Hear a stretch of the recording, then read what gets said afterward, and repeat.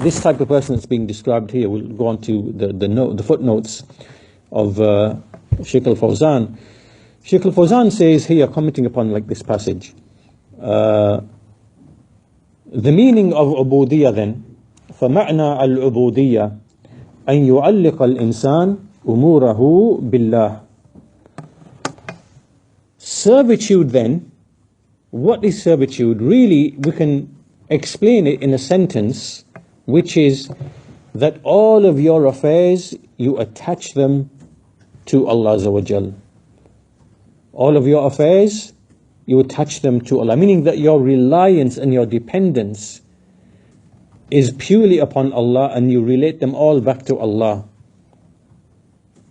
Right, so let me just give you like a quick illustration to illustrate this. So, for example, let's just say, for argument's sake, you agree to meet somebody at a certain time, and you turn up and that person doesn't turn up. Right, so now you become angry and upset and whatever, yeah? This person is really angry and upset, and he wasn't able to fulfill whatever objective he was supposed to fulfill, and now this person is really upset and angry. Right, that's one person. Another person would be in the same situation, but he'll think, no, qadar Allah, okay, it didn't happen, so whatever Allah decreed. And even though that person is at fault, obviously that person is still to blame. You're not saying we don't blame that person is still to blame. But here, this person realizes ultimately my affairs are under Allah's control, and on this occasion it just so happened that Allah didn't decree and will this thing for me to proceed. Right, so he's not like, this first person was angry with the situation. So in a way, he's kind of like finding fault with the decree of Allah Azza wa Jal. Right? That still doesn't mean that person shouldn't be blamed. He should be blamed. But here, this person is kind of like, it's almost like you are angry with Allah's decree, because Allah is the one who decreed the situation. Right? But here, in this other person, his response is, well, okay, my affairs are ultimately controlled and determined by Allah Azza wa Jal. Allah Azza wa Jal didn't decree and will this thing for it to happen. So, tawakkal upon Allah, maybe it'll happen another way or whatever, right? In other words, like here, this person, he's tying his affairs to Allah, right? Whereas this person tied his affair to that person, which is why it's made him angry and upset, and almost in a way like, being upset with the decree of Allah Azza wa Jal.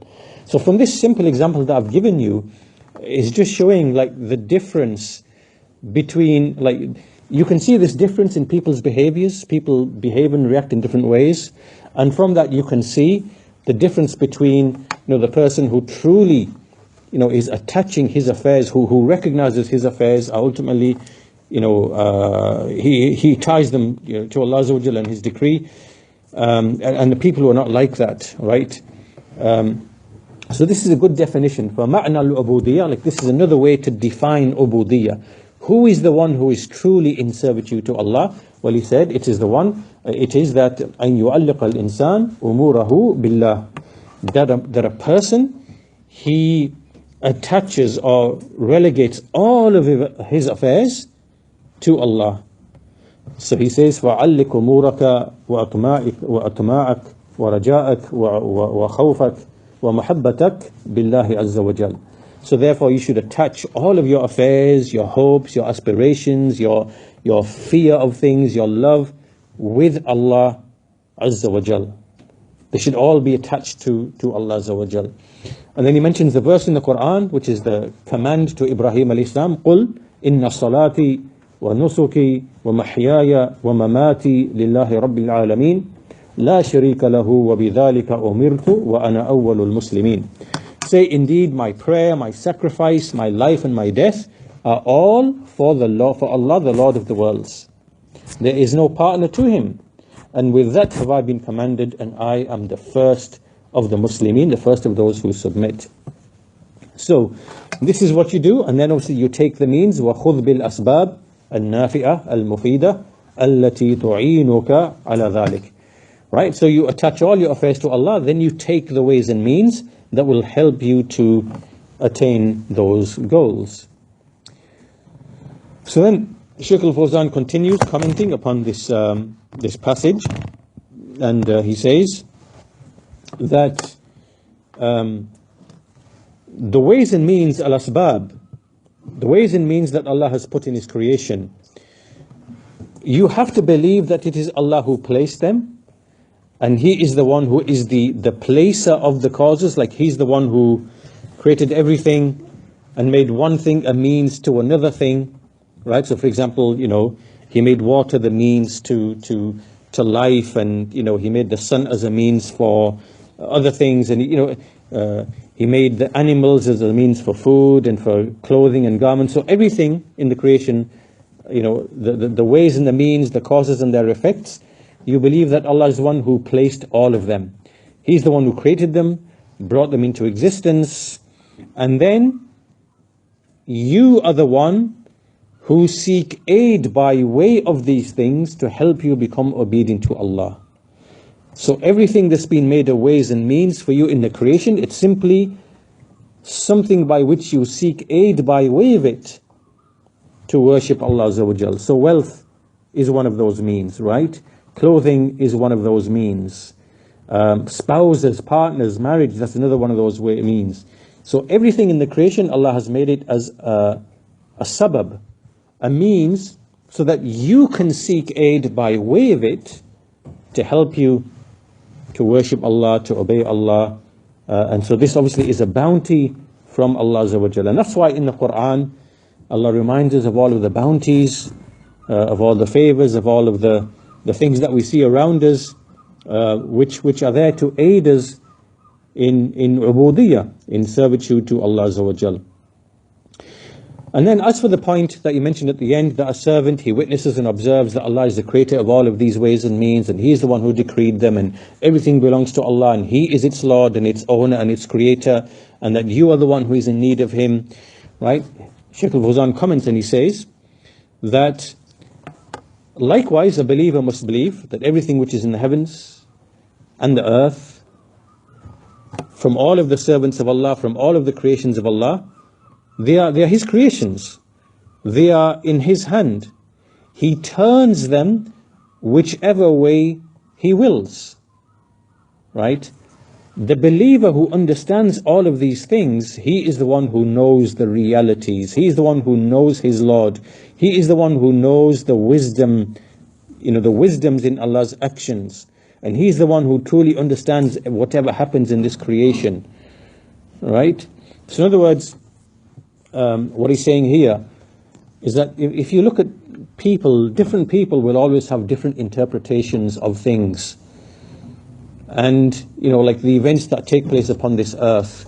And the one who truly fathoms and understands that it is Allah who is the Lord, creator, owner, right? And everything is in His affair, and He's the one who turns things. And let me give you another quick illustration of how this would apply. So let's say, for example, that you have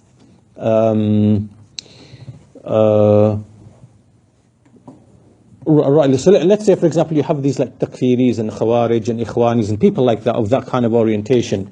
And so what they would tend to say, they would tend to say, for example, that the reason why Muslims are suffering in poverty and hardship and difficulty, whether in, like, let's say, the African lands or other places, is because is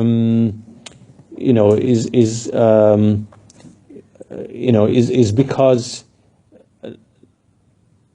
is because the rulers are corrupt, and the rulers are, for example, might be engaging in interest or riba, and because they listen to the West, and because they're trying to pinpoint the blame in a specific area and say it's just the rulers, right?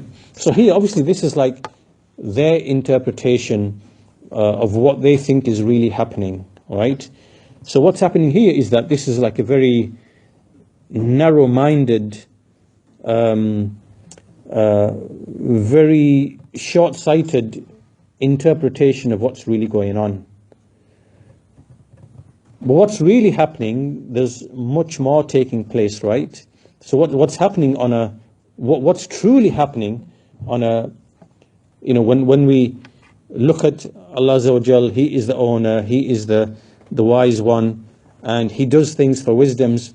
And then we find answers in the Sunnah. So for example, in the Sunnah we read, the Messenger mentioned that, for example, when the people cheat each other, so when you cheat me in trade and I cheat you in trade, and I sell you, 5 kilograms of potatoes, but 3 kilograms is just a rubble and soil, and then you sell me, milk, you dilute it with water, and we start cheating each other in weights and measures, right? This is what the Messenger said in an authentic hadith, that when the people they cheat in the weights and measures, then what will happen is that there will be drought, and there will be lack of provision, and then the ruler will become tyrannical upon them. So here now we're getting a slightly different picture now than the one that Takfiri and the Khariji and the Ikhwani would try to give you. For him it's just all political and the rulers, right? But what the reality of the situation is, that what's happening here is that, this is Allah's wisdom and His justice and the laws in His creation taking effect, which is that if we cheat each other in the weights and measures, then what will happen is that there's going to be consequences of that. And from those consequences is drought, right? So there'll be famines and droughts, there'll be lack of provision, and the ruler will become tyrannical upon you. So the tyranny of the ruler itself is caused by something else. There's a step before the ruler, right? So here what's happening then is that Allah Azza wa Jal is actually, it is Allah who's turning the ruler against you, the subject, because of some corruption in you, the subject. So now what you see as a ruler is a man who is actually a servant amongst the servants of Allah, whom Allah has unleashed against you. Alright? So this now is a more accurate interpretation of what's actually taking place in Allah's creation. Alright? So the point being that different people, based upon their different levels of knowledge and servitude to Allah and acknowledgement of these types of affairs, they will see things in different ways. That's why Shaykh al-Fawzan says here, this servant is the one who knows the reality, who knows his Lord, and who knows his wisdom in what happens in this creation. Right? And the same, to be honest with you, applies to the disbelievers in their sciences. This is like a huge topic in the modern era. The disbelievers in their sciences, when they try to study and understand Allah's creation, they are actually totally blinded by their rejection of Allah, His names, His attributes. And so when they study things, they don't see in those things like Allah's names, attributes. They don't see wisdoms, purposes, end goals. So therefore they are left to kind of reconstruct what they think is happening based upon their own theories, ideas, and they are just completely and utterly misguided in those things. Right? So it happens in terms of the creation as well. Like in fact, Shaykh al-Fawzan continues and he says, as for the one who believes that this, these creations are just, they are independent in their effect, and that everything just is happening by way of nature, by way of the properties of things,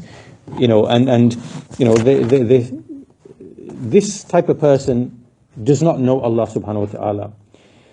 All he knows is the material things and their, and he thinks that these are the ones who are the causes of things, whereas in reality they are only means which Allah has created. They are not the ones who are actually, al-fa'ila, like the effective cause. They are simply means which Allah has created. It is Allah is the one who is the true cause. So anyway, the point being in all of this discussion, what Shaykh al-Fawzan is pointing out is that the type of person who is a true servant of Allah is the one who, first of all, he loves only Allah Azza wa Jal, and for the sake of Allah Azza wa Jal. Right. Then he seeks aid from Allah And the things that he attains and achieves and which come to him, he knows ultimately they came from Allah, not because of his skill, or because he took the means, or because he had some special knowledge, or because he knows that everything is created by Allah, and Allah is the ultimate one who causes, and every means he takes, they were decreed by Allah for him. So in other words, he witnesses the Tawheed of Allah. He knows everything comes from Allah. Allah is his Lord, Allah is his owner. And when a person thinks like this, then he is able to correctly interpret all the events which happen around him. Right? He will see them in the right way. And this is how basically, all of the problems in people's lives are basically, eliminated. If everyone in your household, in your family, whatever is thinking like this, then it eliminates a lot of the problems that happen in households and families. Coming back to this whole thing of loving for the sake of Allah, hating for the sake of Allah, being loyal and disloyal for the sake of Allah, and relying only upon Allah. This eliminates, many of the problems that people basically find themselves in. And then, in fact, let me continue on with the speech of Shaykh al-Fawzan, because it's quite important. So, obviously, he's now explained to us that the servant who sees things in the right way, who will have the correct interpretation of things. And then he says that everything in the heavens and the earth is a creation of Allah. They are his servants. Allah is the one who kind of turns them and controls them, and he either subjects them to your use, so that these means and these ways serve you and benefit you, or he can unleash them against you if you are someone who deserves punishment, or if you disobey him, right? In other words, Allah Azza wa Jal is the one who can unleash his own creatures against you. And then he mentions the verse in the Quran, وَلِلَّهِ جُنُودُ السَّمَاوَاتِ وَالْأَرْضِ. To Allah belong the junud. Junud meaning here, like the servants, or the soldiers, or the hosts, or whatever armies. Like Allah has, from his creatures, he has so many things that he can turn them against his servants. Whether like the winds, Allah can unleash the winds as he did against some nations of the past. Allah can unleash frogs like he did with the animals, like he did with Fir'aun. Allah can unleash the oceans if he wants, right? Allah can unleash elephants if he wants. But all of these are from the creatures of Allah, and even from his own slaves, like he unleashed the Mongols against the Muslims from the east, or he unleashed the Crusaders from the west over the Muslims, or like he unleashed the European colonialists against the Muslim lands, like in the 16th, 17th, 18th centuries. They are all, even these disbelievers, they are the servants of Allah, like in terms of the universal sense, like we discussed before, right? They are still Allah's servants. He unleashes them against whoever he wills. And likewise, the rulers, he can unleash them against the subjects he can unleash them against the rulers, right? A wife against the husband against the wife, the children against the parents against the children, or anything and everything. All of these are the hosts, the soldiers, the things that Allah can mobilize against whomever he wills, for whatever reason, for his wisdom, right? So Shaykh al-Fawzan says, so Allah unleashes these creations against you, and everything is in the hand of Allah Azza wa Jal. Tabarakalladhi biyadihi al-mulk wa huwa ala kulli shay'in qadir. Blessed be the one in whose hand is the dominion, and he has power and control over every single thing. So everything is in the hand of Allah. So once you know and understand this, why are you turning to other than Allah? Why should you turn to other than? Why should you be in need of other than Allah? Why do you request things from other than Allah in a way that you depend upon them and your heart is attached to them? How can this be? Right? So you should know that everything is in Allah's hand, and everything is in obedience to Allah, whether it is done willingly or by compulsion, because even the kuffar and the shayateen, in whatever they do, they are ultimately under Allah's universal will, right? Even though they're upon disbelief, nevertheless, they cannot escape outside of what Allah has willed for them. So basically, they are obeying the decrees of Allah. Whatever Allah has decreed for them, they are obedient to those decrees. So in that respect, they are obeying Allah in the universal sense. But obviously, they are disobeying Allah when it comes to their disbelief and everything else. So as the Shaykh says, they are still His servants. So the disbelievers are His servants. Like Fir'aun as a disbeliever, he is still a slave of Allah who is doing whatever Allah decreed for him to do, even though he is an arrogant disbeliever, right? He's just simply obeying the creational laws of Allah Azza wa Jal. So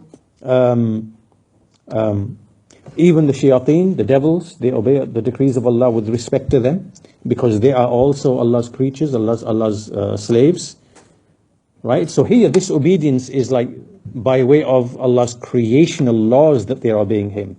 وَلَهُ أَسْلَمَ مَنْ فِي السَّمَاوَاتِ وَالْأَرْضِ طَوْءًا وَكَرْهًا وَإِلَيْهِ يُرْجَعُونَ. To Him submits everything in the heavens and the earth, whether willingly or unwillingly, and to Him will they be returned. As for the believer, he, out of choice, he obeys Allah Azza wa Jal. Right? So everything in the creation, whether there's jinn, shayateen, men, believers, disbelievers, they are all in the hand of Allah, and they obey Him, like they follow His creational law. لَهُ مَا فِي السَّمَاوَاتِ وَالْأَرْضِ كُلٌّ لَهُ قَانِتُونَ. To Allah belongs what is in the heavens and the earth, and everything is in submission, to Him.